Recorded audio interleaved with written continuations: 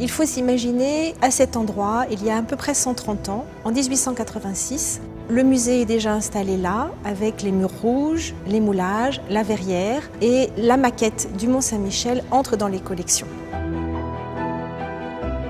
Cette maquette représente de manière extrêmement fidèle, dans le plus grand détail, une partie de l'abbaye du Mont-Saint-Michel. Elle est en écorché, c'est-à-dire que sur une face de la maquette, elle présente une coupe par laquelle on voit l'intérieur du bâtiment et qui, plus on s'élève, montre l'allègement des supports jusqu'à la réalisation de la charpente et des ouvertures en partie supérieure. Elle est en pierre, ce qui est une caractéristique tout à fait étonnante pour une maquette d'architecture. La plupart sont en bois, sont en plâtre.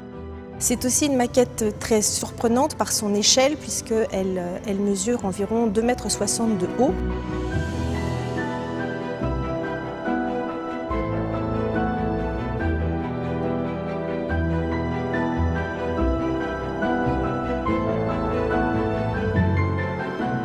Depuis son départ de la cité en 2003, la maquette se trouve dans une de nos réserves et elle est dans un état très préoccupant.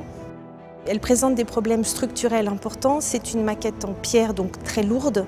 Pour la rendre moins lourde, à l'origine, elle a été partiellement évidée. Et donc, on a aujourd'hui un objet qui est très lourd en partie haute, reposant sur du vide en partie basse. D'autre part, elle a été démontée, recollée. Des éléments ont été complètement refaits en plâtre. Et pour cacher un peu la misère, l'ensemble a été recouvert d'une patine terne qu'il faut aussi envisager d'éliminer aujourd'hui. Pour mettre en place un tel projet, devant un objet aussi compliqué que celui-ci, il a d'abord fallu réaliser une étude préalable, comme une consultation médicale avec des examens, des observations, un diagnostic et évidemment des propositions de traitement. Nous avons absolument besoin de votre soutien et de votre générosité. C'est le seul moyen pour nous de présenter la maquette à nouveau à un public qui en est privé depuis 1997.